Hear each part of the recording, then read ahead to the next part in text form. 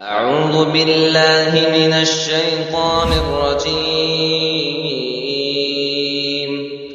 بسم الله الرحمن الرحيم. محترم حاضرین، دنیا میں انسانوں کے درمیان کئی طرح کے نعرے بلند کیے جاتے ہیں۔ ان نعروں کا مقصد کبھی قوم کو جگانا ہوتا ہے، کبھی قوم کے اندر جذبات پیدا کرنا ہوتا ہے، کبھی ان نعروں کے ذریعے کسی دوسری قوم کو چڑھانا، اسے تکلیف دینا مقصود ہوتا ہے، اور کبھی یہ نعرے معاشرے کے اندر دنگے فساد بھڑکانے کا ذریعہ بنتے ہیں۔ کبھی ان نعروں سے لوگوں کو فائدہ ہوتا ہے اور کبھی ان سے بڑے بڑے نقصان بھی ہوتے ہیں۔ ملک کی آزادی کے لیے نعرے لگائے گئے تھے، انگریزوں بھارت چھوڑو اس طرح کا نعرہ لگایا گیا، انقلاب زندہ باد کا نعرہ حضرت علی موہانی رحمہ اللہ نے لگایا، اور ان نعروں سے ہندوستان کی قوم کے اندر ایک جذبہ پیدا ہوا اپنے ملک کو آزاد کرنے کا، اور ایک دن ایسا آیا کہ یہ ملک آزاد ہو گیا۔ کبھی یہ نعرے غلام ملک کو آزاد کر دیتے ہیں، اور کبھی یہی نعرے آزاد ملک کو تباہی کے دہانے پر لے جاتے ہیں۔ آج ہم دیکھ رہے ہیں کہ ملک کے اندر کچھ ایسے نعروں کا استعمال کیا جاتا ہے جن نعروں سے ملک تباہ ہو رہا ہے، ملک کی معیشت تباہ ہوتی ہے، قوم آپس میں لڑتی ہیں، ہر چند دنوں کے بعد الگ الگ مہینے میں مختلف قسم کے تہوار آتے ہیں، اور بعض قومیں جب اپنا جلوس لے کر راستوں سے نکلتے ہیں تو ایسے نعرے بلند کرتے ہیں کہ جس سے معاشرے کے اندر خوف پیدا ہوتا ہے، لوگ بدامنی کو محسوس کرنے لگتے ہیں، اور بسا اوقات پھر آگزنی، قتل و خونریزی، دنگے فساد اس طرح کا ماحول بن جاتا ہے۔ تو جس ملک کو نعروں کے ذریعے کبھی کسی قوم نے آزاد کیا تھا، آج اس ملک کے باشندے نعروں کے ذریعے اس ملک کو تباہ بھی کر رہے ہیں۔ دنیا کے اندر کچھ ایسے نعرے بھی ہوتے ہیں جو نعرے دیکھنے کو سننے کو بڑے اچھے نظر آتے ہیں، لیکن اس کے پیچھے بہت ہی زیادہ زہریلی نیت ہوتی ہے، اس کے پیچھے ایک تباہ کن فکر ہوتی ہے۔ اور ان نعروں میں سے ہم نے کئی مرتبہ ایسے نعرے سنے، الموت لامریکا، الموت لاسرائیل، الموت فلاں، الموت فلاں۔ بعض لوگوں نے اس طرح کے نعرے بھی لگائے، اور پھر ان نعروں کے درمیان میں ایک ایسا نعرہ جو کبھی کبھار ہم میڈیا پر سنتے رہتے ہیں، بعض مرتبہ ہمارے علماء کے بڑے بڑے جلسوں میں ان سے خطاب کرتے ہوئے یہ نعرہ ہمیں سنائی دیتا ہے، اور وہ نعرہ ہے شیعہ سنی بھائی بھائی۔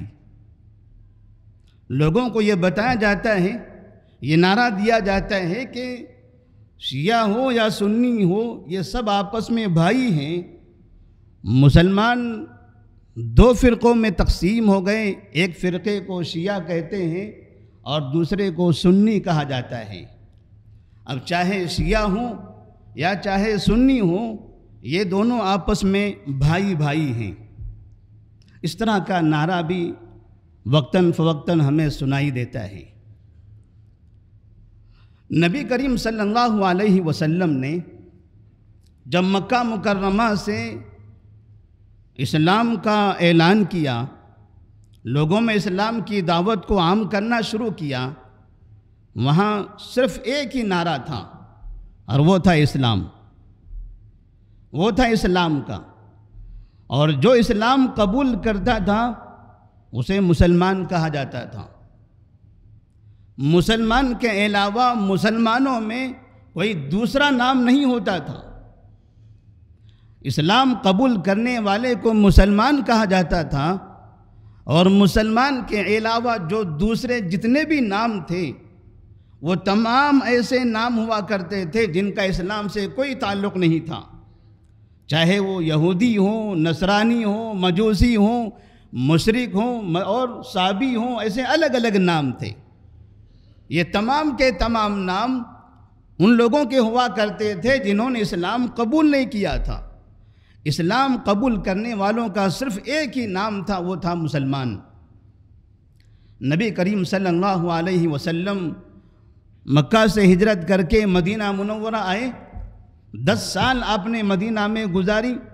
اس درمیان میں تقریباً 1,40,000 سے زیادہ صحابہ رضی اللہ تعالیٰ عنہ کی تعداد ہو گئی۔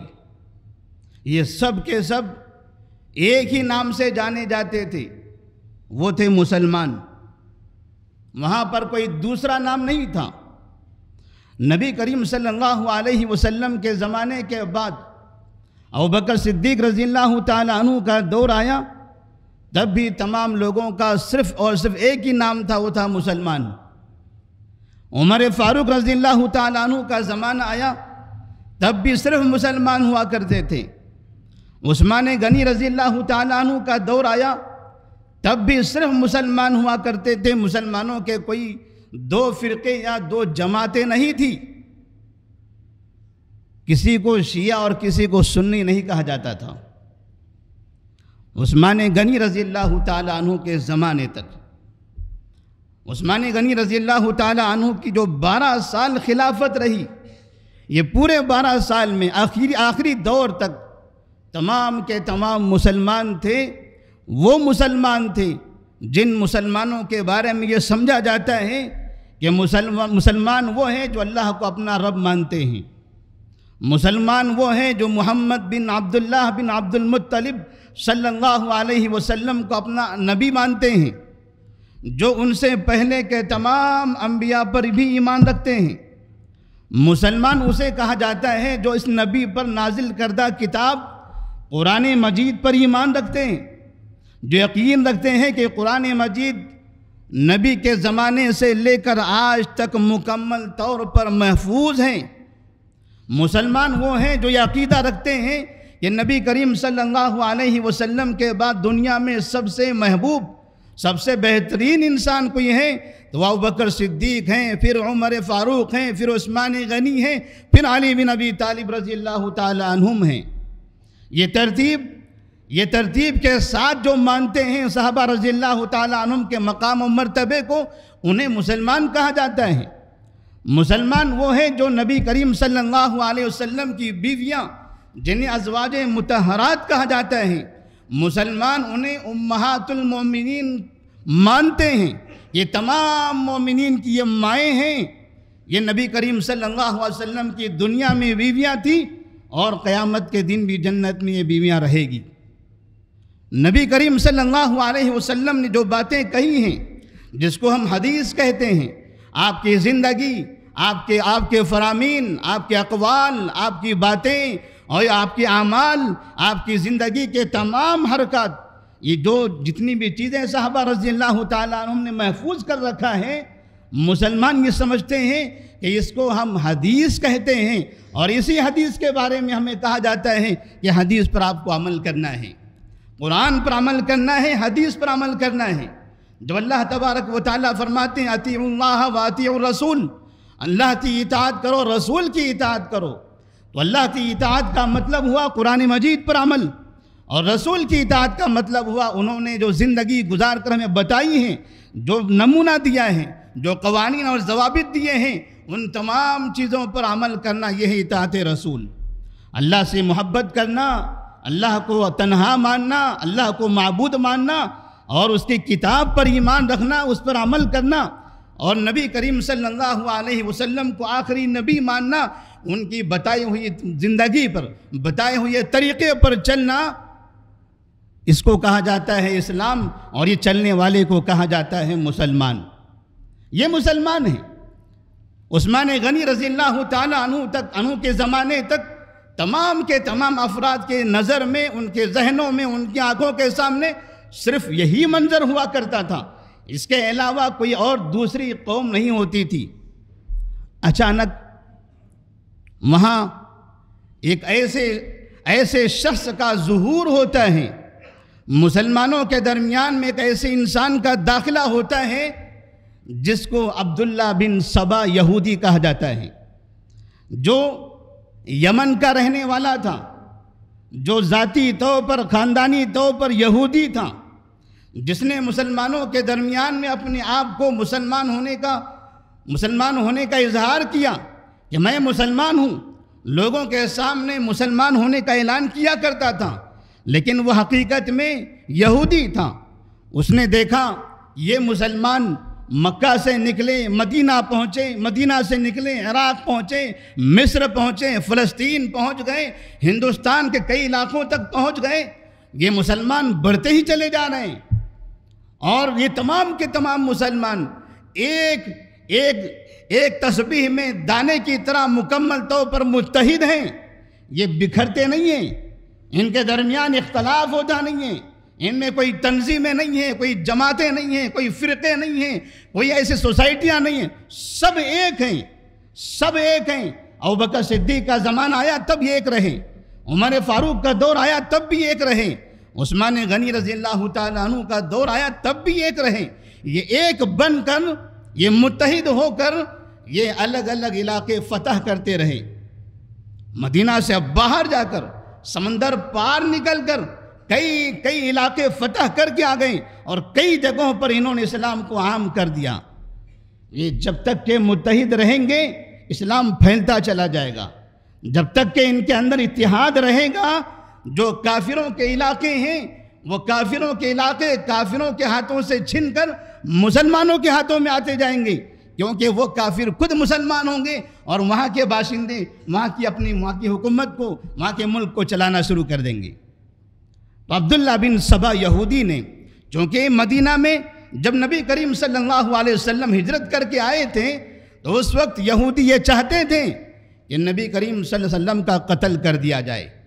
صحابہ رضی اللہ تعالیٰ عنہم یہ وہ افراد جو اسلام قبول کرنے سے پہلے آپس میں لڑتے تھے، اوس اور خزرج کے نام سے جو دو قبیلے تھے، مدینہ میں یہ دو قبیلے کئی سال سے آپس میں جنگ کیا کرتے تھے، اوس خزرج کو مارتے تھے، خزرج اوس کو مارتے تھے، اور ان دونوں کو آپس میں لڑنے کے لیے یہودی پیسہ اور ہتھیار سپلائی کیا کرتے تھے۔ تو اس یہودی نے سوچا کہ اب ان مسلمانوں کو اسلام سے ہٹانا، اسلام سے دور بھگانا، اسلام کی دعوت سے انہیں کسی کے کنارے کر لینا اب یہ ممکن نہیں ہے۔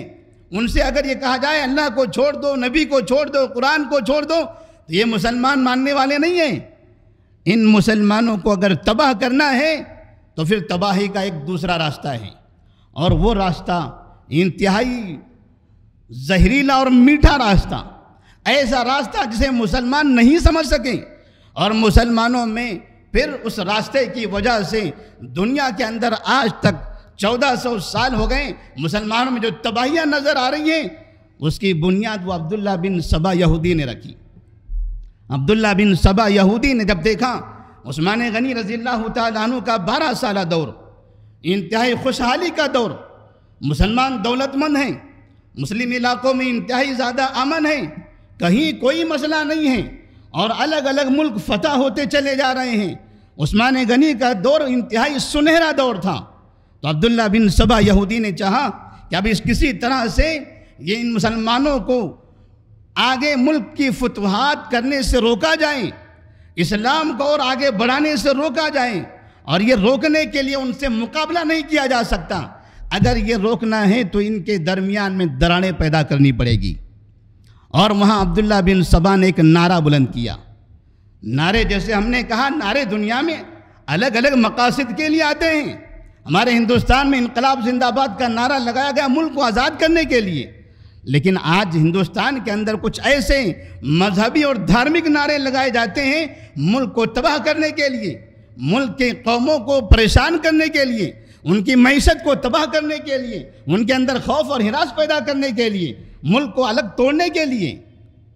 عبداللہ بن سبا نے ایک نعرہ لگایا اور وہ نعرہ تھا حب آل بیت، آل بیت سے محبت۔ آل بیت سے محبت کا نعرہ سب سے پہلے جس شخص نے لگایا وہ عبداللہ بن سبا یہودی تھا۔ بھلا کسی یہودی کو نبی کے گھرانے سے محبت، کسی یہودی کو فاطمہ رضی اللہ تعالیٰ عنہ سے محبت، کسی یہودی کو حسین رضی اللہ تعالیٰ عنہ سے محبت، کسی یہودی کو علی رضی اللہ تعالیٰ عنہ سے محبت کیسے ہو سکتی ہے؟ کیسے کوئی یہودی نبی کے گھرانے کو پسند کر سکتا ہے؟ جب یہودی نبی کا قتل کرنا چاہتے تھے، یہودی کھانے میں زہر ملا کر نبی کو ختم کرنا چاہتے تھے، بھلا وہ یہودی نبی کے گھرانے کو کیسے پسند کریں گے؟ کیسے ان سے محبت کر سکتے تھے؟ لیکن عبداللہ بن سبا یہودی نے یہ حب اہل بیت کا نعرہ بلند کیا اور پھر مصر میں داخل ہوا، عراق میں داخل ہوا، کوفہ اور بصرہ میں داخل ہوا، ملک شام گیا اور یمن کے علاقے میں جہاں پہلے سے وہ رہا کرتا تھا، لوگوں سے ملاقات کر کے انہیں سمجھاتا تھا۔ عثمان غنی آل بیت میں سے ہیں؟ جواب تھا نہیں ہیں۔ علی رضی اللہ تعالیٰ عنہ آل بیت میں سے ہیں؟ جواب تھا ہاں، علی رضی اللہ تعالیٰ عنہ آل بیت میں سے ہیں۔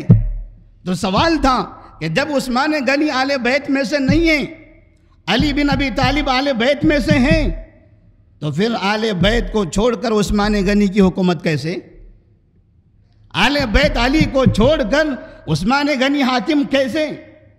علی کی موجودگی میں عثمان غنی خلیفہ کیسے بن سکتے ہیں؟ علی نبی کے محبوب ہیں، علی نبی کے گھرانے کے ہیں، نبی کو علی سے بڑی محبت تھی، نبی کے وہ داماد ہیں، فاطمہ کے وہ شوہر ہیں، حسن اور حسین کے وہ باپ ہیں، بھلا اس کے ہوتے ہوئے عثمان غنی رضی اللہ تعالیٰ عنہ خلیفہ کیسے ہو سکتے ہیں؟ لوگوں کو سمجھایا جانے لگا، لوگ اس طرح کی باتوں میں فتنے میں پڑنے لگے، اور پھر ایک دن ایسا آیا کہ باقاعدہ اس نعرے کی وجہ سے، علی کے محبت کے نعرے کی وجہ سے، آل بیت کے محبت کے نعرے کی وجہ سے، وہ مسلمان جو کل تک ایک تھے، جو کل تک ایک ہو کر کفار سے لڑا کرتے تھے، جو کل تک ایک ہو کر ساری دنیا میں توحید کی دعوت، اسلام کی دعوت کو عام کیا کرتے تھے، اب وہی مسلمان عثمان غنی رضی اللہ تعالیٰ عنہ کے دور میں، عثمان غنی خلیفہ رسول، داماد رسول صلی اللہ علیہ وسلم، ذو النورین رضی اللہ تعالیٰ عنہ کو قتل کرنے کے در پہ ہو گئے۔ لوگوں نے مصر سے، کوفہ سے، الگ الگ علاقوں سے بڑی فوج بھیجی، مدینہ منورہ کا محاصرہ کر لیا گیا۔ عثمان غنی رضی اللہ تعالیٰ عنہ کو جمعہ کے دن سورہ کہف کی تلاوت کرتے ہوئے ان کے گھر میں داخل ہو کر عثمان غنی رضی اللہ تعالیٰ عنہ کو قتل کر دیا گیا۔ نعرہ تھا حب آل بیت، ہم علی سے محبت کرتے ہیں، ہم آل بیت سے محبت کرتے ہیں۔ آل بیت کے محبت کے نعرے کے پیچھے عثمان غنی داماد رسول کو قتل کیا، ذو النورین کو قتل کیا، اس ذو النورین کو جس کے بارے میں نبی نے کئی مرتبہ کہا تھا عثمان فی الجنہ، عثمان فی الجنہ، عثمان فی الجنہ۔ سید المرسلین صلی اللہ علیہ وسلم نے کئی مرتبہ عثمان غنی رضی اللہ تعالیٰ عنہ کو جنت کی بشارت دی تھی۔ یہ آل بیت کی محبت کے نعرے کے پیچھے عثمان غنی رضی اللہ تعالیٰ عنہ کا قتل ہوا۔ لوگوں کو لگتا تھا کہ نبی سے، آل بیت سے محبت کرنا تو اچھی چیز ہے، علی سے محبت بھلا کون نہ کرے، جب نبی کو علی سے محبت ہے تو ہمیں کیوں نہیں ہونا چاہیے۔ لوگوں نے یہ سمجھا تھا، لیکن وہ یہ نہیں سمجھتے تھے اس شہد کے اندر کیسے زہر ڈالا ہوا ہے۔ یہ میٹھی محبت کا جو نعرہ ہے، اس محبت کے پیچھے کتنی خطرناک قسم کے نفرت ہے۔ عثمان غنی رضی اللہ تعالیٰ عنہ کی شہادت ہوئی، یہ جو زمانہ تھا، اس زمانے سے، اسی وقت سے دنیا میں مسلمانوں کے درمیان ایک فرقے کا وجود ہوا جس کو شیعہ کہا جاتا ہے۔ جب پوچھا جائے کہ دنیا میں مسلمان ایک ہیں، نبی کے ماننے والوں کو مسلمان کہا جاتا ہے، قرآن کو ماننے والے کو مسلمان کہا جاتا ہے، تو پھر یہ شیعہ سنی کہاں سے ہو گئے؟ یہ مسلمان کیسے شیعہ ہو گئے؟ شیعہ کون تھے؟ شیعہ وہ تھے جو عبداللہ بن سبا یہودی کی آل بیت کی محبت کا نعرہ، اس نعرے کا دم بھرنے والے، اس نعرے کا مظاہرہ کرنے والے، اس نعرے کے پیچھے عثمان غنی رضی اللہ تعالیٰ عنہ کو قتل کرنے والے، انہیں شہید کرنے والے۔ یہاں سے دنیا کے اندر شیعوں کی شروعات ہوتی ہیں، اور دنیا پھر دیکھتی ہے کہ لوگ کہنے لگتے ہیں کہ مسلمان دو ہیں، ایک شیعہ ہے دوسرے سنی ہیں۔ یہ شیعہ کون ہے؟ عبداللہ بن سبا یہودی کی وہ تحریک جو اس نے آل بیت کے محبت کے نعرے سے شروع کی تھی، جس کا مقصد تھا عثمان غنی رضی اللہ تعالیٰ عنہ کو قتل کرنا۔ انہوں نے قتل کیا، اور پھر چونکہ یہ محبت اصلی محبت نہیں تھی، اس محبت کا مقصد علی سے محبت کرنا نہیں تھا، بس یہ نعرہ تھا۔ اس محبت کا مقصد آل بیت سے محبت نہیں تھی، بس یہ ایک نعرہ تھا، یہ ایک بہانہ تھا دوسرے خرافات اور فساد مچانے کا۔ اسی لیے جب عثمان غنی رضی اللہ تعالیٰ عنہ کے بعد علی رضی اللہ تعالیٰ عنہ کی خلافت کا مسئلہ آیا، علی رضی اللہ تعالیٰ عنہ کو باقاعدہ بیعت لینے پر مجبور کیا گیا، اور پھر جب علی رضی اللہ تعالیٰ عنہ خلیفہ بنے، ان کی خلافت کے شروع ہوتے ہی سن 35 ہجری میں ان کی خلافت شروع ہوئی۔ سن 36 ہجری میں مسلمانوں کے درمیان سب سے پہلی جنگ لڑی جاتی ہے، جو مسلمانوں کے درمیان تھی۔ اس سے پہلے مسلمان کبھی آپس میں لڑتے نہیں تھے، کبھی مسلمانوں نے جنگیں لڑی نہیں تھی، مسلمانوں میں کہیں انتصار افتراق نہیں ہوا کرتا تھا۔ عثمان غنی رضی اللہ تعالیٰ عنہ کے دور میں اہل بیت کی محبت کے نعرے کے پیچھے عثمان غنی کا قتل ہوا، پھر علی رضی اللہ تعالیٰ عنہ کی خلافت آئی۔ سن 36 ہجری میں جنگ جمل ہوئی، دونوں طرف مسلمان تھے۔ 37 ہجری میں ایک دوسری جنگ ہوئی، اس میں بھی دونوں طرف مسلمان تھے، ادھر بھی صحابہ ادھر بھی صحابہ۔ صحابہ آپس میں لڑتے نہیں تھے، یہ صحابہ آپس میں جنگ نہیں کیا کرتے تھے۔ یہی عبداللہ بن سبا یہودی کے لوگ جنہوں نے اہل بیت سے محبت کا نعرہ لگایا تھا، ان میں سے بعض علی کی طرف ہو گئے اور بعض عائشہ صدیقہ رضی اللہ تعالیٰ عنہ کی فوج میں داخل ہو گئے۔ ادھر کبھی علی رضی اللہ تعالیٰ عنہ کی فوج میں ہو گئے تو کبھی ادھر معاویہ رضی اللہ تعالیٰ عنہ کی فوج میں ہو گئے۔ علی اور عائشہ یہ دونوں چاہتے تھے کہ ہم امن سے رہیں، علی اور معاویہ بھی چاہتے تھے کہ ہم امن سے رہیں، لیکن ان دونوں کی جماعتوں میں عبداللہ بن سبا کی تحریک پر عمل کرنے والے لوگ یہ دونوں طرف سے ایک دوسرے پر حملہ کرتے تھے، اور دوسرے لوگوں کو غلط فہمیاں ہوتی تھی کہ انہوں نے ہم پر حملہ کیا۔ وہ کہتے تھے علی نے ہم پر حملہ کیا، وہ کہتے تھے معاویہ نے ہم پر حملہ کیا، وہ کہتے تھے علی نے ہم پر حملہ کیا، وہ کہتے تھے عائشہ کی فوج نے ہم پر حملہ کیا۔ انہوں نے حملہ نہیں کیا تھا، نہ علی نے کیا، نہ عائشہ نے کیا، نہ زبیر نے کیا، نہ طلحہ نے کیا، نہ معاویہ رضی اللہ تعالیٰ عنہ نے کیا تھا۔ یہ حملے یہ جو کیے گئے تھے عبداللہ بن سبا یہودی کے ماننے والے، وہ لوگ جن کو آج تک دنیا میں شیعہ کے نام سے جانا جاتا ہے، ان لوگوں نے یہ فتنے بھڑکائے تھے۔ ادھر یہ کچھ ادھر سے حملہ کرتے تھے، کچھ ادھر سے حملہ کرتے تھے، لوگوں میں غلط فہمیاں پیدا ہوتی تھی، اور دیکھتے ہی دیکھتے خطرناک قسم کی جنگ ہو گئی، جس کے نتیجے میں ہزاروں مسلمان قتل کر دیے گئے۔ جنگ جمل میں، جنگ صفین میں یہ ہے شروعات۔ ہم آج بھی سنتے ہیں شیعہ سنی بھائی بھائی، نعرہ تو بڑا اچھا لگتا ہے۔ کون ہے یہ شیعہ؟ شیعہ کس کو کہا جاتا ہے؟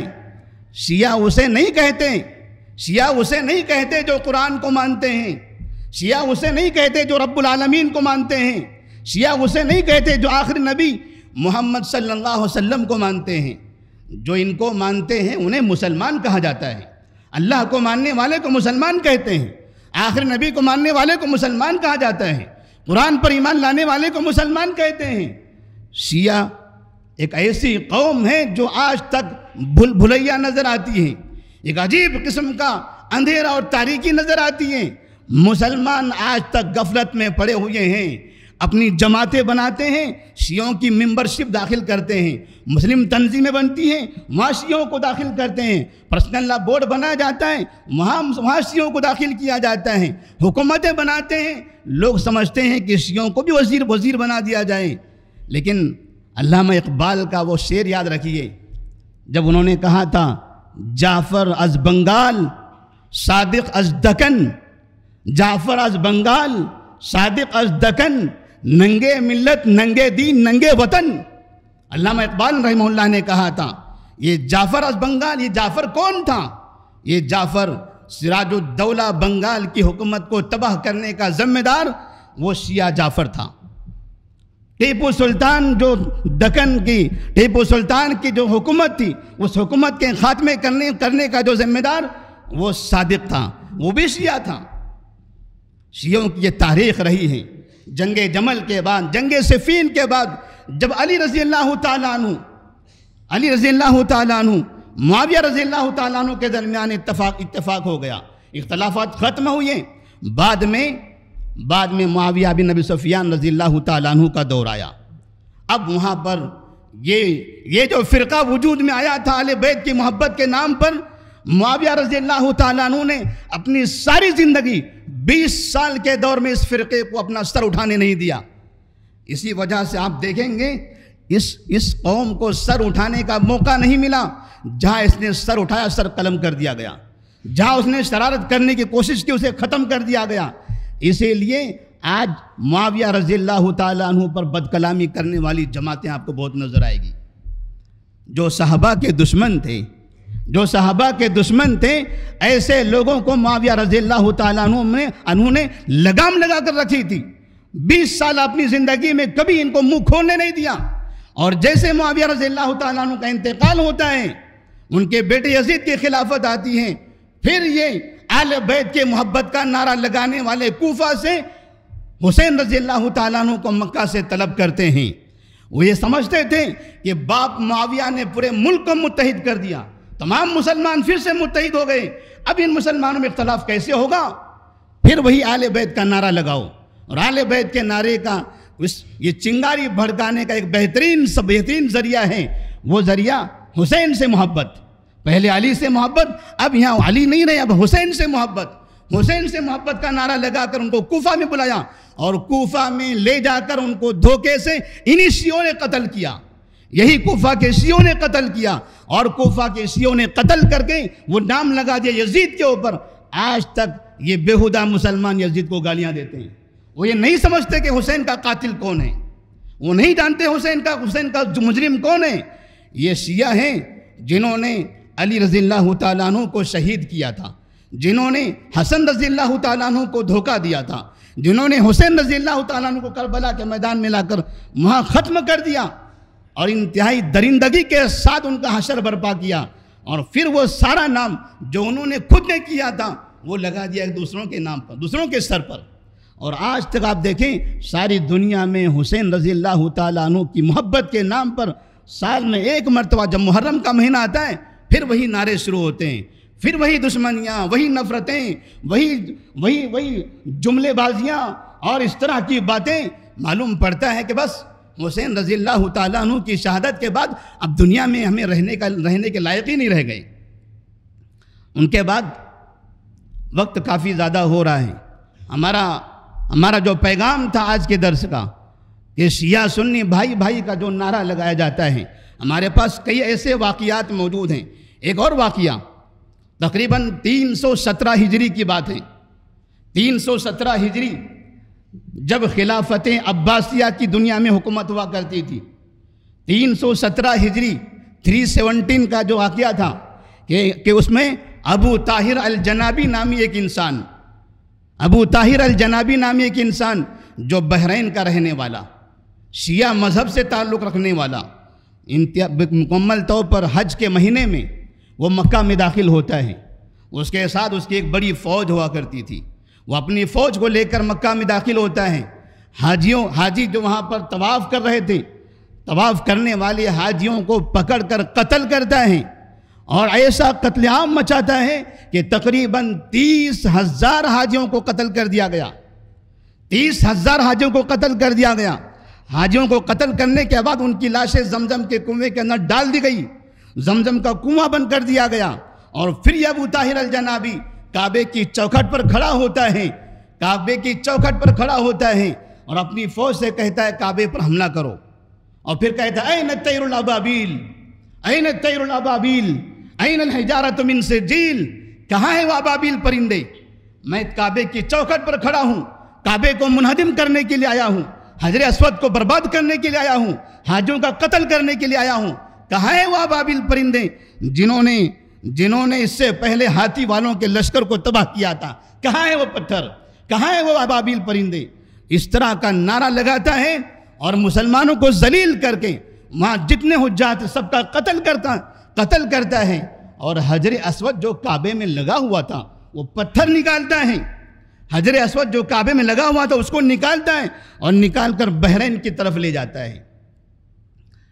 317 ہجری کے بعد سے لے کر 339 ہجری 339 ہجری تک تقریباً 22 سال کعبے میں حجر اسود نہیں تھا۔ 22 سال تک کعبے کے اندر جو حجر اسود کی جگہ آپ دیکھتے ہیں وہاں سفید نظر آتا ہے، پھر اندر کالا پتھر دکھائی دیتا ہے۔ یہ جو جگہ تھی یہ خالی پڑی ہوئی تھی، یہاں کوئی پتھر نہیں ہوا کرتا تھا۔ اس درمیان میں 317 ہجری سے 339 ہجری کے درمیان جو حجاج کرام مکہ جاتے تھے، کعبے کا طواف کرتے تھے اور حجر اسود کو بوسہ دینے کا موقع تھا، وہاں حجر اسود نہیں ہوتا تھا۔ یہ ابو طاہر الجنابی جو شیعہ تھا، یہ بحرین کا رہنے والا، یہ پتھر وہاں سے نکال کر لے جاتا ہے اور جاتے جاتے راستے میں حجر اسود کے ٹکڑے کر دیتا ہے، کئی ٹکڑے جگہ جگہ ضائع بھی کر دیتا ہے۔ اور 22 سال کے بعد خلافت عباسیہ اس کے پیچھے پڑ کر اس سے درخواستیں کرتی ہیں، حجر اسود واپس کر دیجئے، حجر اسود واپس کر دیجئے۔ تو بڑی مشکل سے 22 سال کے بعد وہ 8 ٹکڑے حجر اسود جو بڑا سا پتھر تھا اس کے چھوٹے 8 ٹکڑے واپس کرتا ہے، اور آج حجر اسود جہاں جگہ موجود ہے وہاں پر چھوٹے 8 ٹکڑے ہیں، پورا پتھر نہیں ہے۔ یہ شیعہ ہیں، شیعوں کی جو تاریخ ہے اس کے لیے 2-3 جمعہ کی ضرورت پڑے گی اگر ہم آپ کو سمجھانا چاہیں تو۔ آخر میں ایک بات کہنا چاہتے ہیں، نعمت اللہ الجزائری ایک بڑے رائٹر رہے ہیں، بڑے امام مانے جاتے ہیں شیعوں کے۔ ان کی کتاب الانوار النعمانیہ کے اندر انہوں نے ایک قول لکھا ہوا ہے، جب پوچھا جاتا ہے کیا شیعہ مسلمانوں کے بھائی ہو سکتے ہیں، ان سے پوچھا جاتا ہے، وہ شیعہ عالم ہیں، کیا شیعہ مسلمانوں کے بھائی ہو سکتے ہیں؟ تو وہ کیسے کہتے ہیں، اِنَّا لَمْ نَجْتَمِعْ مَعَهُمْ، ہم کبھی بھی ان کے ساتھ متفق نہیں ہو سکتے، لا علی الہ، ایک خدا کے نام پر، ولا علی نبی، نہ ایک نبی کے نام پر، ولا علی امام، نہ ایک امام کے نام پر۔ نہ ان کا خدا ہمارا خدا ہے، نہ ان کا نبی ہمارا نبی ہے، نہ ان کا امام ہمارا امام ہے۔ ہم جس خدا کو مانتے ہیں وہ خدا نہیں ہے جو مسلمانوں کا ہے، ہم جس نبی کو مانتے ہیں وہ نبی وہ نہیں ہے جو مسلمانوں کے ہیں، ہم جس امام کو مانتے ہیں وہ امام وہ نہیں ہے جو مسلمانوں کے ہیں۔ پھر پوچھا جائے بھلا آپ کے نبی کون ہیں؟ تو باقاعدہ اسی کتاب کے اندر انہوں نے لکھا ہوا ہے کہ اللہ تبارک و تعالیٰ نے جبرائیل علیہ السلام کو بھیجا وحی دے کر مکہ مکرمہ میں، اور ان سے کہا جاؤ علی پر وحی نازل کرو، علی پر نبوت نازل کرو۔ جبرائیل علیہ السلام نے جب مکہ میں آئے انہوں نے محمد کو دیکھا اور یہ سمجھا کہ یہی علی ہیں، لہٰذا وہ محمد کو علی سمجھ کر انہیں نبی بنا کر چلے آئے۔ اس زمانے سے لے کر آج بھی 2023 میں جبرائیل علیہ السلام پر شیعہ لعنت کرتے ہیں کہ انہوں نے علی کو نبی بنانے کے بجائے محمد کو نبی بنایا، وہ ہمارے نبی نہیں ہیں، ہمارے نبی تو علی ہیں۔ اس لیے علی رضی اللہ تعالیٰ عنہ کا زمانہ تھا، یہی وہ شیعہ تھے عبداللہ بن سبا یہودی کے ماننے والے، جب علی رضی اللہ تعالیٰ عنہ کا دور آتا ہے تو ان کے سامنے سے گزرتے ہیں اور علی سے کہتے ہیں انت ہوا کیا تم وہی ہو؟ علی نے پوچھا من ہوا، یہ ہوا کون ہے؟ یہ ہوا کیا ہوتا ہے؟ مجھے ہوا کیوں بول رہے ہیں آپ؟ تو کہتے ہیں انت اللہ، تم اللہ ہو۔ انہوں نے کہا انت اللہ، تم اللہ ہو۔ علی رضی اللہ تعالیٰ عنہ نے حکم دیا جب وہ کوفہ میں رہا کرتے تھے، کہا کہ اس عقیدے کے جتنے لوگ ہیں جو مجھے اللہ بولتے ہیں، جو مجھے خدا بولتے ہیں، عبداللہ بن سبا کی پارٹی کے جتنے لوگ ہیں، ان سب کو گرفتار کر لیا جائے، اور سب سے کہا کہ توبہ کرو ورنہ تمہیں سزا دی جائے گی۔ چند لوگوں نے توبہ کیا اور بقیہ لوگ کہنے لگے آپ اللہ ہیں، آپ ہمیں معاف کر دیں، آپ ہمیں سزا دے دیں، آپ اللہ ہیں، ہم آپ کو اللہ مانتے ہیں، ہم آپ کو اللہ مانتے ہیں۔ علی رضی اللہ تعالیٰ عنہ کہا ٹھیک ہے، تم مجھے اللہ مانتے ہو تو اللہ تبارک و تعالیٰ کافروں کو جہنم میں آگ سے جلانے والا ہے، میں تمہیں آج آگ سے جلاؤں گا۔ علی رضی اللہ تعالیٰ عنہ نے گڑھے کھدوائے، لکڑیاں ڈالی، آگ لگایا، اور یہ سارے جو علی کو اللہ بولتے تھے ان سب کو لے جا کر گڑھے میں پھینکوا دیا اور سب کو زندہ جلا دیا۔ دنیا میں سب سے پہلے شیعوں کو سزا دینے والے وہ علی رضی اللہ تعالیٰ عنہ ہیں۔ سب سے زیادہ جن کو نفرت تھی شیعوں سے وہ علی رضی اللہ تعالیٰ عنہ تھے۔ انہیں سمجھ میں آ گیا تھا کہ عثمان غنی رضی اللہ تعالیٰ عنہ کا قتل کن لوگوں نے کیا تھا۔ وہ جانتے تھے یہ میری محبت کا تماشا کر رہے ہیں، یہ میری محبت کے نعرے لگا کر ہمارے ہی لوگوں کا قتل کر رہے ہیں۔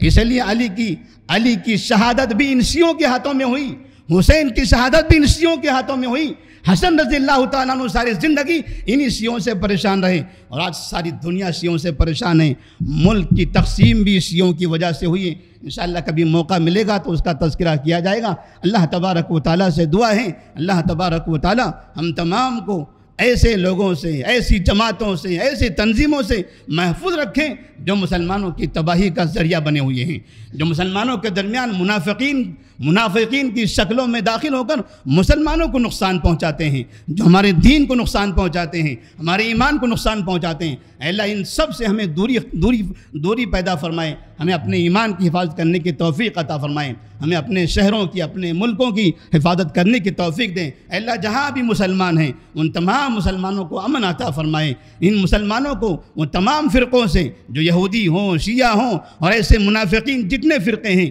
ان تمام فرقوں کی فسادات سے، ان کے ہنگاموں سے، ان کی شرارتوں سے مسلمان عورتوں کو، مردوں کو، ان کی آبادیوں کو، ان سب کو محفوظ رکھیں۔ اللہ تبارک و تعالیٰ وہ ملک فلسطین جو آج تباہ ہو رہا ہے، شیعہ اور یہودیوں کے درمیان میں فلسطینی مسلمان برباد ہو رہے ہیں، اے اللہ ان دونوں قوموں کو تباہ کر دیں۔ فلسطینی مسلمانوں کو شیعوں سے آزادی عطا فرما، فلسطینی مسلمانوں کو یہودیوں سے آزادی عطا فرما۔ وہ بیت المقدس جو مسلمانوں کا ہے اے اللہ وہ بیت المقدس مسلمانوں کے ہاتھوں میں محفوظ رکھ۔ وآخر دعوانا الحمدللہ رب العالمین۔